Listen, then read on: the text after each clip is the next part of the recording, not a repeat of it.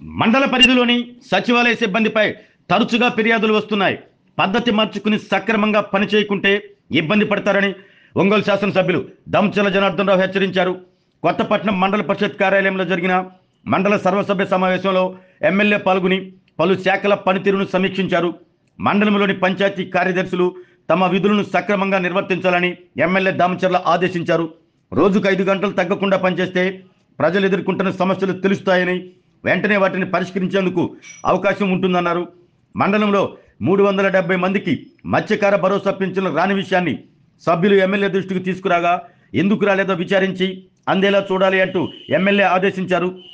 మండలంలోని జగనన్న కాలనీల్లో ఇల్లు నిర్మించుకునే వారిని గుర్తించి వారి పట్టాలు రద్దు చేసి అర్హులైన వారికి పట్టాలు ఇవ్వాలంటూ ఆదేశించారు.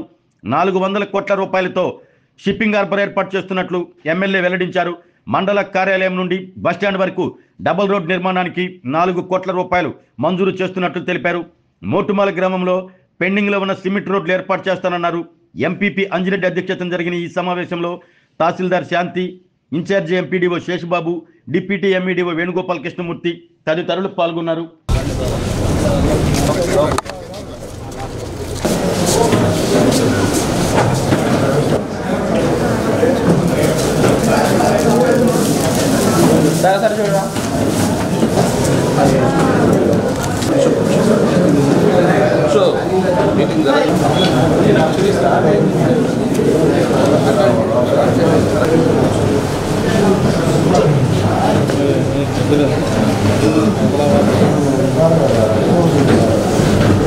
క్యాషురీనా ప్లాంట్స్ మనము ఇంప్లాంట్ చేసి ప్లాంటేషన్ ప్రోగ్రామ్ ఒకటి స్టార్ట్ చేసామండి. అలాగే ఫస్ట్ ఎయిడ్ కిట్స్ కూడా ఇవ్వడం జరుగుతుంది ఈ యొక్క ఎకనామిక్ యూనిట్స్లో. ఆల్రెడీ దీని బెనిఫిషరీస్ని మనం కన్సర్న్ ఫిషరీమెన్ విలేజెస్ దగ్గర నుంచి తీసుకున్నాము. జేడీ గారికి కూడా సబ్మిట్ చేయడం జరిగిందండి.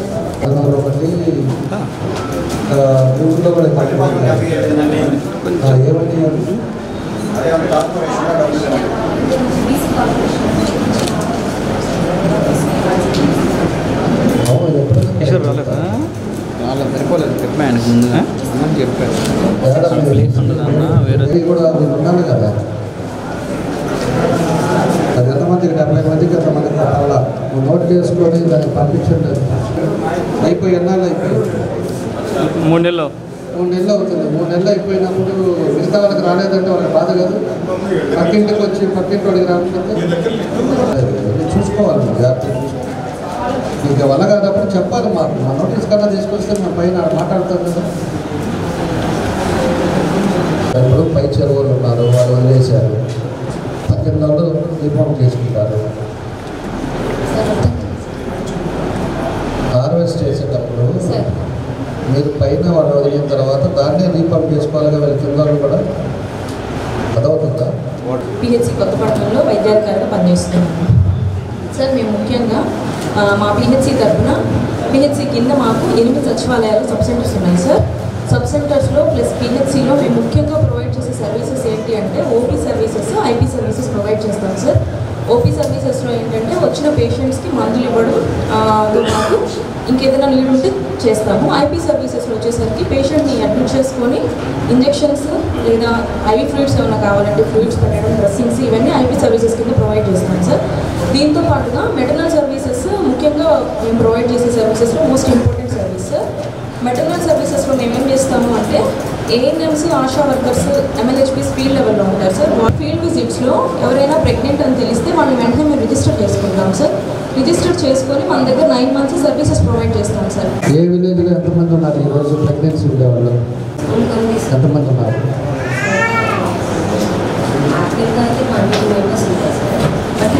దగ్గరగా మాత్రం 4 to 5 ఉన్నారు.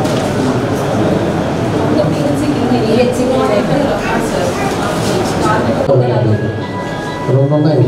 2 సెంటర్ల థియేటర్స్ కానీ ఎక్విప్మెంట్స్ కానీ డాక్టర్స్ ఉన్నారు. ఇక్కడ కూడా వెహికల్స్ ఉన్నాయా? వస్తున్నదా?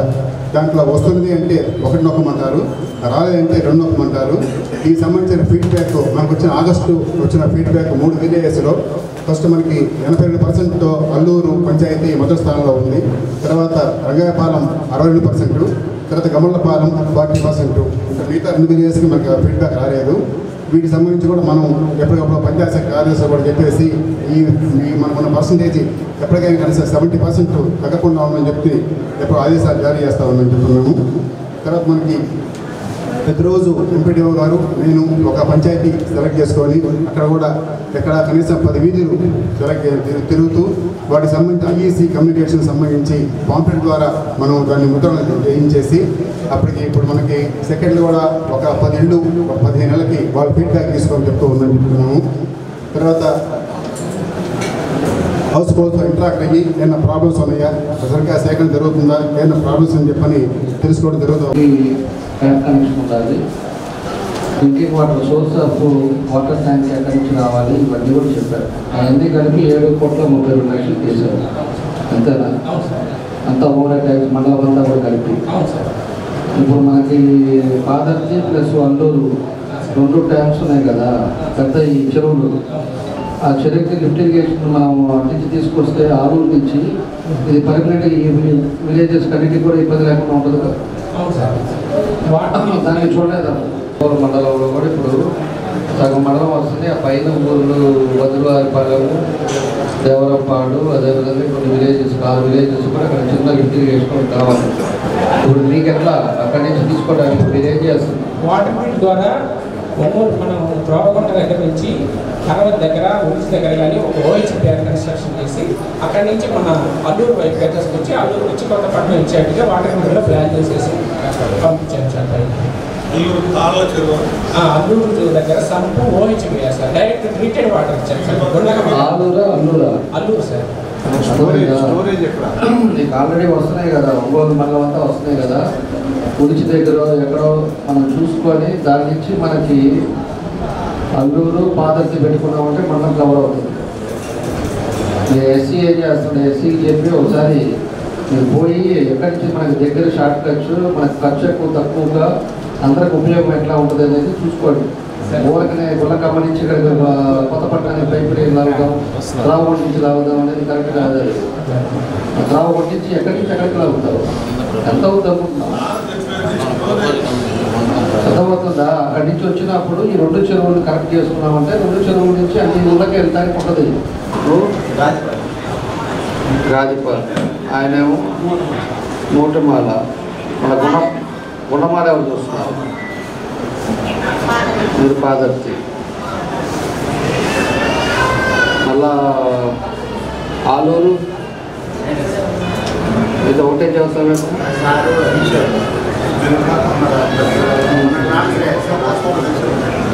ఆలూరు గాజుపాలెం వాళ్ళు వస్తున్నాం. చూడబాకండి, చెప్పండి.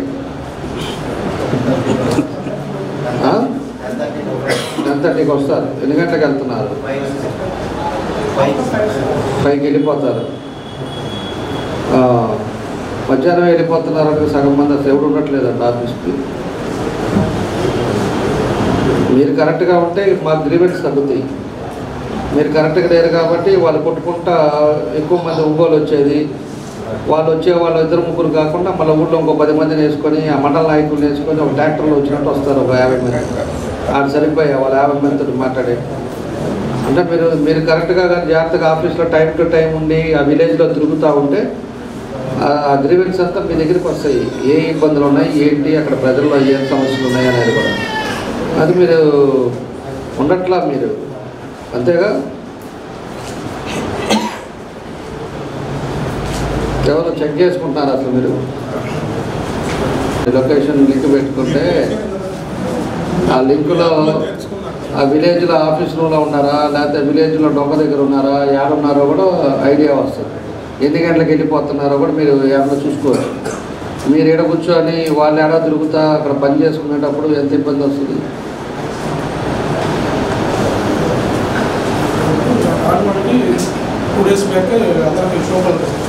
నేను పోయినసారి కూడా చెప్పాను మీకు, కనీసం 5 hours మీరు కరెక్ట్గా పని చేసుకుంటే ఊరు మీ చేతిలో ఉంటుందని. ఇప్పుడు ఆల్రెడీ అందరూ పాతోళ్ళేగా ఇప్పుడు ఉంది, 1.5 years నుంచి ఉన్నోళ్ళేగా. ఇప్పుడు ఊరంతా మీ గ్రిప్కి వచ్చిందా? ఏమొచ్చింది?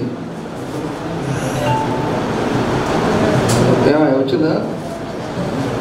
కరెంటు స్తంభాలు వచ్చేసి మనకి 800 వరకు ఉన్నాయి సార్. 800 కరెంటు స్తంభాలకు గాను 780 వరకు లైట్లు రన్నింగ్లో ఉంది సార్. ఇంకేదన్నా 10-15 లైట్లు వచ్చేసి మనకు వైరింగ్ డిస్టర్బెన్స్ వల్ల అట్లా ఏగినట్టు మనకు లైవ్ కూడా క్లియర్ చేస్తాం సార్.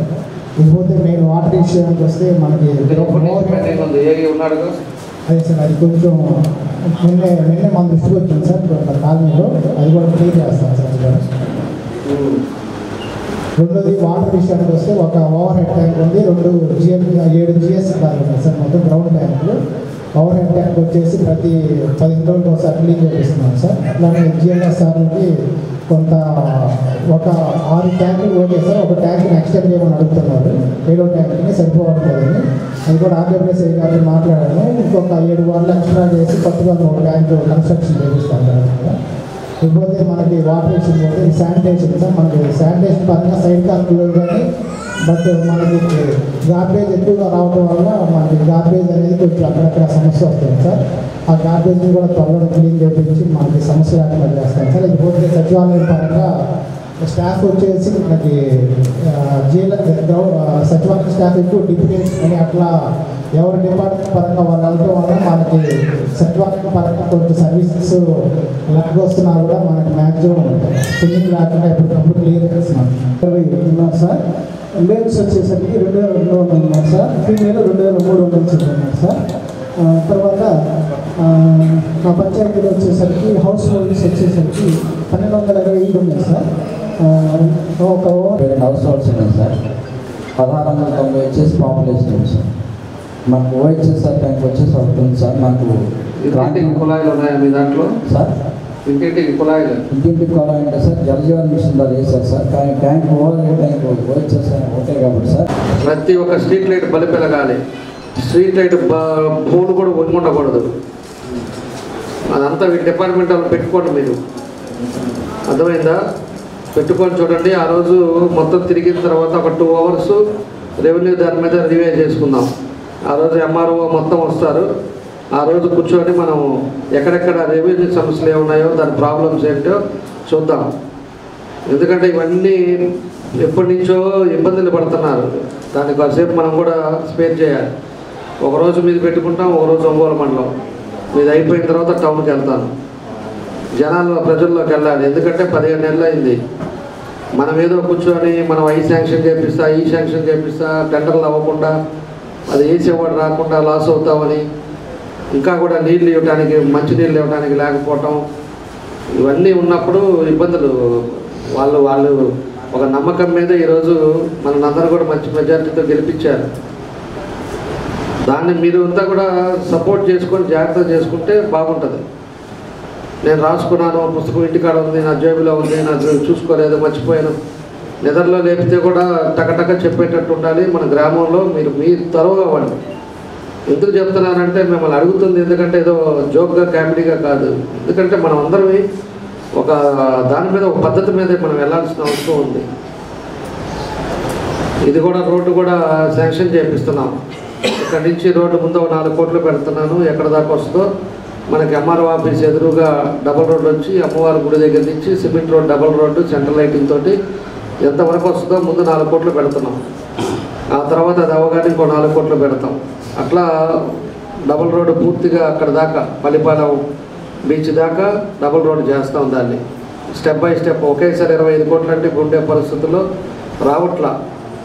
ఆల్రెడీ సీఎం గారు చెప్పారు, దాన్ని ఆ ఫైనాన్స్లో ఆగిపోయి ఉంది. ఆ ఫైనాన్స్ నుంచి రావాలంటే ఇబ్బందులుగా ఉంది. అందుకని అదొకటి మనకు మండలంలో ఇప్పుడు మేజర్ సమస్య. ఇది ఒక రోడ్డు ఉంది. ఆ తర్వాత బకెట్ కెనాల్ మన ఈత మొక్కలతో కూడా అది కూడా పెట్టున్నాం మనం.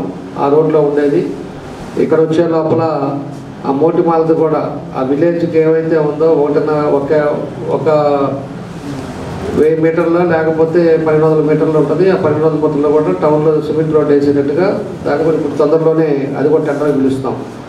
ఈ 2-3 కంప్లీట్ చేస్తే మనకి ముందు రోడ్స్ కానీ ఇన్ఫ్రాస్ట్రక్చర్ బాగుంటుంది. తర్వాత పంచాయతీలు ఒక 7 పంచాయతీలు కంప్లీట్గా సిమెంట్ రోడ్లు చేశాం దాదాపు. ఇంకుండే మిగతా పంచాయతీలు కూడా రేపు మళ్ళీ రిలీజ్ అయినప్పుడు ఆ మిగతా కూడా సిమెంట్ రోడ్లు వేస్తే డ్రైన్స్ వస్తాయి. డ్రైన్స్ కూడా పెడదాం, మనకి ఇంకా టైం ఉంది కాబట్టి. ఇవన్నీ మనం ఏం చేయాలో దాన్ని కూడా తిరుగుతూనే ఉన్నాను, ఫండ్స్ కోసం చేసుకుంటూనే వెళ్తున్నా. కానీ మినిమం మనకి పబ్లిక్లో నీరు అనేది మనకు అవసరం. పబ్లిక్కి ప్రతి ఒక్కరికి సొంత ఇల్లు ఉండాలి, ఇంటికి మంచినీళ్ళు రావాలి, అదేవిధంగా శానిటేషన్ కరెక్ట్గా ఉండాలి. విలేజ్లోకి వచ్చే లోపలికి పిచ్చెట్లు రోడ్ల కూడా ఉంటాం, లేకపోతే కాలువలు తీయకుండా ఉంటాం. ఇలాంటివన్నీ కూడా చేయకూడదు. టౌన్లో ఎంత క్లారిటీగా పోతున్నాం, విలేజెస్లో కూడా అట్లానే ఉండాలి. పల్లెటూరులో కూడా అదేవిధంగా చేసుకోగలిగితేనే పబ్లిక్ కరెక్ట్గా ఉంటుంది. ఈరోజు రేషన్ కార్డులు కూడా కొత్త ఇష్యూ చేస్తున్నారు. అవన్నీ డిజిటల్ కార్డ్స్ తొందరలోనే ఇష్యూ చేయబోతున్నారు. అదంతా క్రెడిట్ కార్డ్ సైజులో మీకు బార్కోడ్ కూడా ఇస్తున్నారు. ఇదివరకు లేకపోవటం, మనం అప్లై చేసి ఈసీ ఇవ్వటం ఇవన్నీ లేకుండా మన బార్కోడ్లో ఓపెన్ చేసుకుంటే పూర్తిగా మన సర్వే నెంబర్లు ఎక్స్టెంట్ అంతా కూడా మీకు దాంట్లో వచ్చేస్తుంది. ఏ పేరు మీద ఉందో కూడా తెలిసిపోతుంది. అది కూడా తొందరలో ఇప్పుడు రిలీజ్ అవుతుంది, ఆల్రెడీ ఓపెన్ చేశారు. ఇంకా రెవెన్యూ ప్రాబ్లమ్స్ ఏమన్నాయో కూడా మీరు కూడా తెలుసుకోండి. మీ దగ్గరికి వచ్చే గ్రీవెన్స్ కూడా చెప్పండి. ఇవన్నీ చేయండి. మళ్ళీ ఇరిగేషన్ది కూడా నేను మనం మాట్లాడే ఎస్సీతో కూడా మాట్లాడుతా, ఆర్డబ్ల్యూఎస్ ఎస్సీ తోటి మనకి మంచినీళ్ళది ఇబ్బంది లేకుండా ఇక్కడ. ఎందుకంటే ఎక్కువ చెరువులు ఉన్నాయి, దానివల్ల ఉప్పు శాతం పెరుగుతా మంచినీళ్ళు పోతున్నాయి. దానికి మనం మనకి ఒంగోలు నుంచి ఎక్కడి నుంచి ఉలిచా లేకపోతే ఎక్కడి నుంచి ఆ మండలం నుంచి లాక్కొని చిన్న లిఫ్ట్ ఇరిగేషన్ ఒకటి పెట్టుకున్నామంటే ఇక్కడ కూడా అన్ని ఊర్లకు కూడా నీళ్ళు ఇబ్బంది లేకుండా ఉంటాయి. ఈ ట్యాంక్ ఫుల్ చేసుకోవచ్చు. మనకు పాదలతో ఒకటి, మనకు అల్లూరు ఒకటి, 2 పెద్ద ట్యాంకులు మేజర్ ట్యాంక్స్ కాబట్టి ఆ 2 కూడా చేసుకుంటే ఆ స్టోర్లో ఉంటాయి. మిగతా ఊర్లకు కావాలంటే మనకి వెళ్ళటానికి అవకాశాలు ఉంటాయి. దాన్ని కూడా మనం ఎస్టిమేషన్ వేయించి దాన్ని కూడా చేపిద్దాం. మిగతా ఊర్లు కూడా 723 లక్షలకి ఇచ్చారు మన వాళ్ళు. అవి వేస్తే ఇంటింటికి ఆర్డబ్ల్యూసీకి సంబంధించిన డ్రింకింగ్ వాటర్ అంతా కూడా క్లియర్ అవుతుందని చెప్పారు. దాన్ని కూడా తొందరలోనే శాంక్షన్ చేపిస్తా. మన సమ్మర్లో కూడా ఇబ్బంది వస్తుందని చెప్పేసి 60 లక్షలు మినిమం మనకు కావాలంటే 60 లక్షలు కూడా ఆ రోజు అది కూడా పెట్టించాం, దాన్ని కూడా చేపించారు. కొంచెం మన అందరం కూడా కలిసి ఒక్కోటి ఎప్పుడు ఒకదాన్ని పెట్టుకొని చేసుకోకుండా ఎప్పటికప్పుడు మనం క్లారిటీ చేసుకోగలిగామంటే ఊరు బాగుంటుంది, వాతావరణం బాగుంటుంది, ఏదైనా వచ్చినా కూడా అన్ని విధాలుగా కూడా బాగుంటుంది. ఈరోజు టూరిజం కూడా పెట్టున్నాం. టూరిజం కూడా డెవలప్ అయ్యిందంటే మండలానికి దిశ మారుతుంది.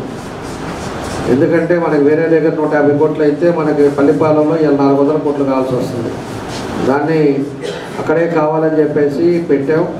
అది పల్లిపాలెం కానీ అది అయితే చాలా మనకు కూడా ఉండే వాతావరణం కానీ రోడ్స్ కానీ ఇవన్నీ కూడా పెరుగుతుంది. ఎయిర్పోర్ట్ వచ్చిందంటే మళ్ళీ మేము కూడా 4 లైన్ అవుతుంది. అది కూడా 4 లైన్ అయిపోయిందంటే ఆ 4 లైన్ ఇప్పుడు మనం ఉండేది కాకుండా డబల్ లైన్ అక్కడి నుంచి కూడా వేసుకునేటట్టుగా దాన్ని కూడా వస్తాయి. ఒక్కొక్కటి చేస్తాం. అప్పటికి మండలంలో పోయినసారి 14-18 చేసినట్టే లాస్ట్ 5 సంవత్సరాలు మండలంలో ఏది జరగల. ఏమైనా జరిగినాయా? ఏమండి రవీంద్ర గారు జరిగినాయా? నాకు తెలిసి అయితే ఇదిగో ఎంపీ చెప్పాలి ఏం జరిగిందని. కాదే కంటి ముందు కనపడేది ఏమైనా జరిగిందా? మన సబ్స్టేషన్ నేను అప్పుడు శాంక్షన్ చేసింది 5 ఏళ్ళు కడతానే ఉన్నారు. కాబట్టి ఏదైనా కూడా ఒక ఇంటెన్షన్ తోటి మనం పనిచేసుకోవాల్సిన అవసరం ఉంది. అందరం కూడా కలిసి చేద్దాం. ఆరోగ్యమే మహాభాగ్యం అంటారు, కానీ ఆరోగ్యాన్ని నమ్మకంగా కాపాడే స్థానం ఎక్కడ? ఇది ఒంగోలులో మీకు దగ్గరగా మన Venkataramana nursing home private limited caring your life 54 ఏళ్ల విశ్వాసంతో ఇది ఒక హాస్పిటల్ కాదు, ఇది ఒక విశ్వాసం. 3 తరాలుగా వేలాది కుటుంబాలను ఆరోగ్యంగా నిలిపిన ఆదరణ.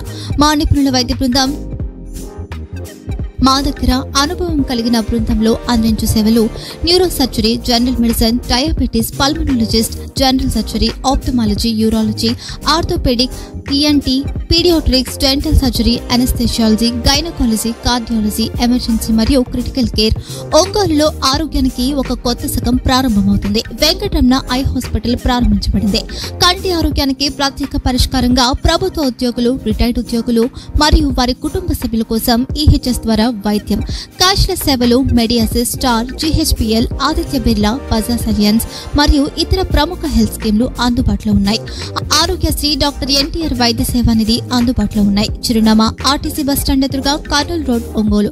Phone number 08592282623, cell number 9100679099, eye hospital number 9866484770, website www.venkatramannursing.com, Facebook www.facebook.com/pkrnh. Venkataramana nursing home, 3 తరాల విశ్వాసం, నూతనతతో కూడిన సేవ. మేము కేవలం చికిత్స చేయము, మేము శ్రద్ధ వహిస్తాం, పరిరక్షిస్తాం. సేవ చేయడం మాకు ధ్యేయం.